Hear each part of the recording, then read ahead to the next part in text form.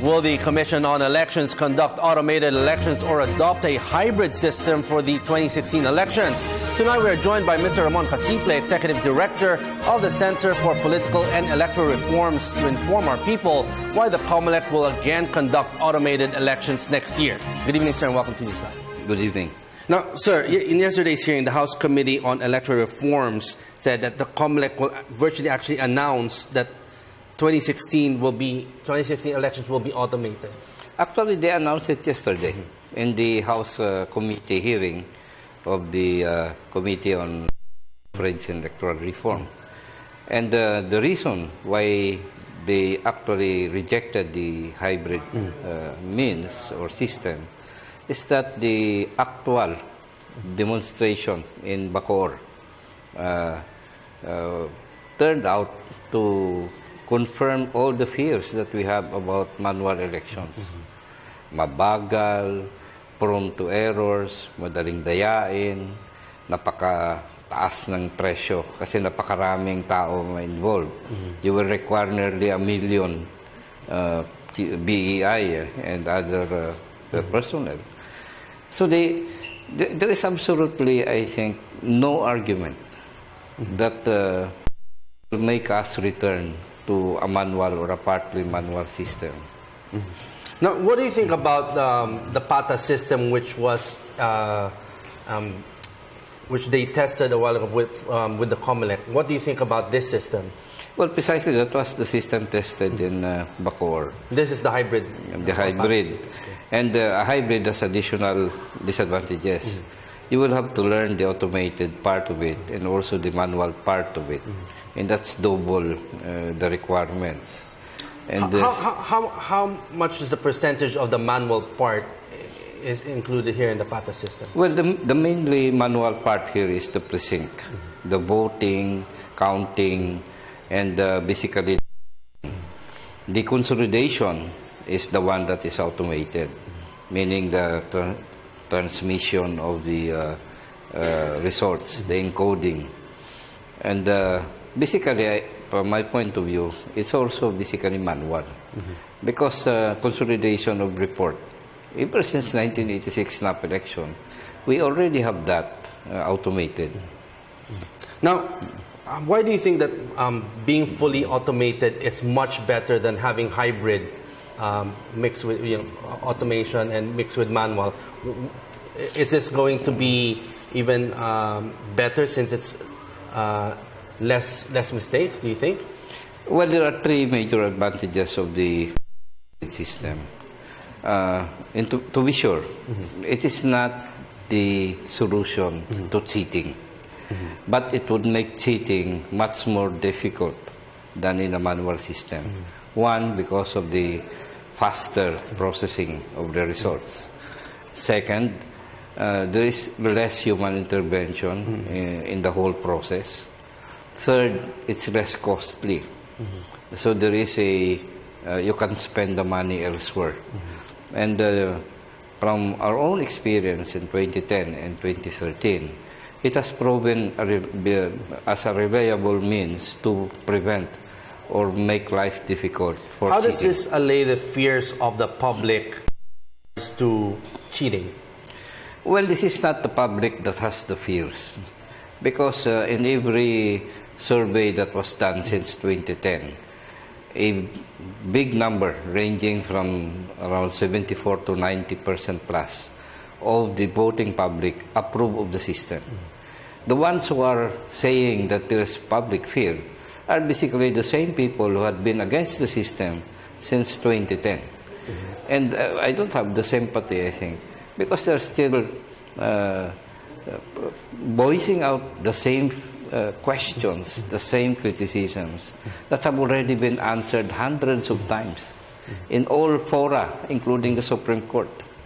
They did look at this fora, and it's only, I think, the democratic principle of participation and transparency that basically we're obliged to entertain these criticisms.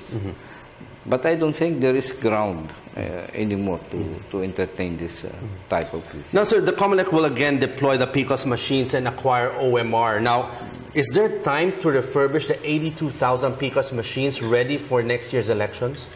Well, if we go by the experience before, at this time, July, in 2010, the decision actually to implement has not yet been made. The case was still in Supreme Court, and preparation only started at the end of August. So if you go by that experience, there is still time. Since there's no guarantee yet that Smartmatic will have the contract to manage the elections next year, now, hypothetically, if it doesn't happen, is there time to look for another company to do this? Well, if you're talking refurbishing, I don't think there will be time anymore. But if you're talking getting new machines, again, that is a shorter process.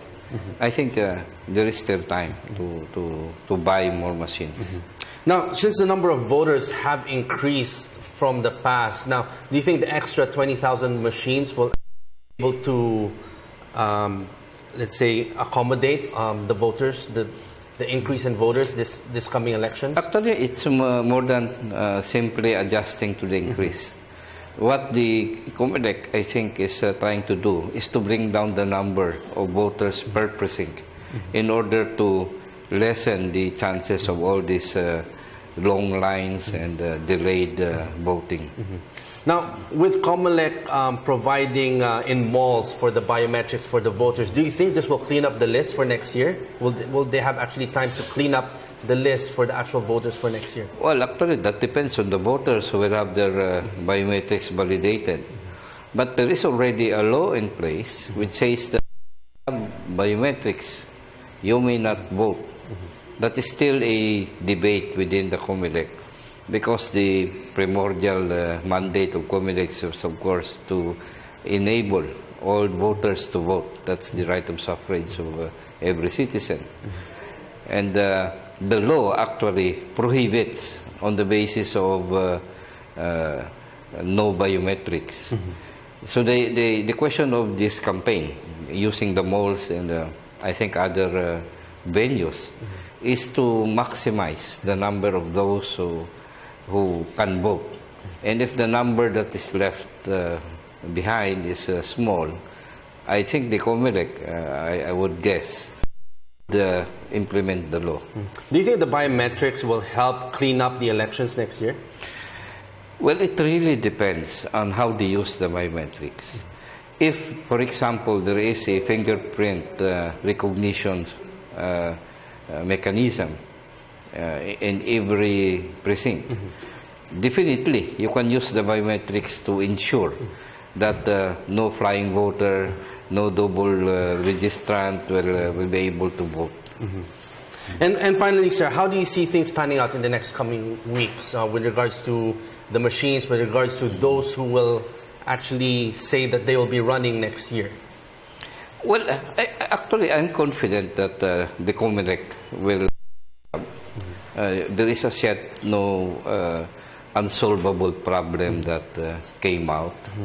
And if we go by the action that the experience, of course, makes things faster and better, then there is the confidence there. But we can do this election. And with regards to candidates? And well, candidates will have to be sure. You have to file their candidacy by the second week or third week of October. And for national candidates, actually, they would have to decide now. There is no more time to prepare for elections if they do not have that decision. Presidential candidates. Okay, on that note, thank you very much for joining us here tonight on NewsLife. That was Mr. Ramon Casiple, the Executive Director of the Center for Political and Electoral Reforms.